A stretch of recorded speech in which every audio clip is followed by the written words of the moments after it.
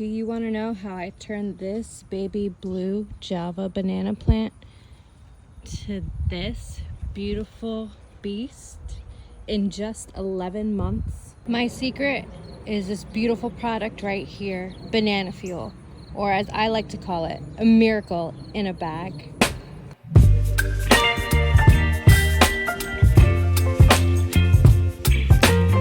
My name is Jennifer and I'm a Wellspring Gardens customer. I wanted to share with you how I raised my blue Java to maturity. When it was time for me to fertilize the blue Java, I made sure I fertilized it at least every week to every 2 weeks. In the summertime months when they are growing exponentially fast, we do want to fertilize them more often. But in the colder winter months, you do want to limit the fertilization to once a month. With the beginning stages of it, I used 1/4 teaspoon in a gallon of water, and that was when it was about 18 inches. As it grew from different pots, I had to increase the measurement up to 1/2 teaspoon. Now that it is outside and in a 65-gallon pot, I am using 1 whole teaspoon in a gallon of water, just because not only does it have the main stalk, but it also has the 4 baby pups attached to it. So I have to make sure that I'm giving it enough nutrients, because the pups will actually take away nutrients from the main stalk. So when I got it in August, I had about 2 months before I had to bring it inside. I actually kept it in a grow tent inside with a huge light throughout the winter. And I had this grow tent in my garage.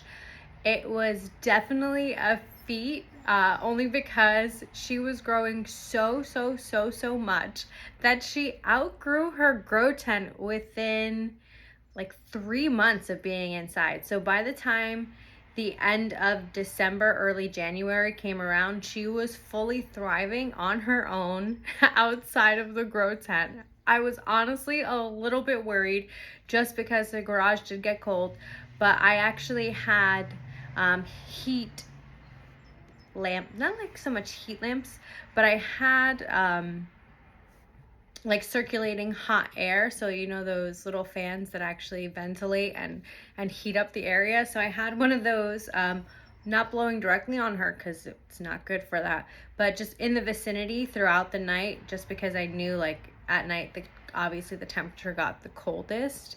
There was a wood burning stove in the garage, so sometimes I would light the wood burning stove also, just to keep the heat in the garage at a decent temperature. But I made sure that the heat in the garage didn't drop below 65 degrees, which was a feat in itself. But she made it. She made it. After the winter, this was about, I want to say, end of April, I was able to finally bring her outside. She wasn't looking the best, right? Because she was still hurting. It was cold. But as soon as I brought her outside, I made sure I repotted her into a 65-gallon container. Well, a gallon pot. It's a fabric pot, so it allows for good air circulation. And that being said, I continued the entire time making sure I fertilized her. And now we're in not even the end of July. She has tripled in size. Her stalk is extremely strong. She went from having 3 measly leaves from the winter time to now 9 beautiful leaves up top, plus 4 babies underneath her. I will have to separate the pups in a little bit, just because, again, they do take away from the nutrients and also the water of the main stalk. But for me, it's just so incredible that within 11 months, I now have 5 beautiful plants, all thanks to this fertilizer, guys.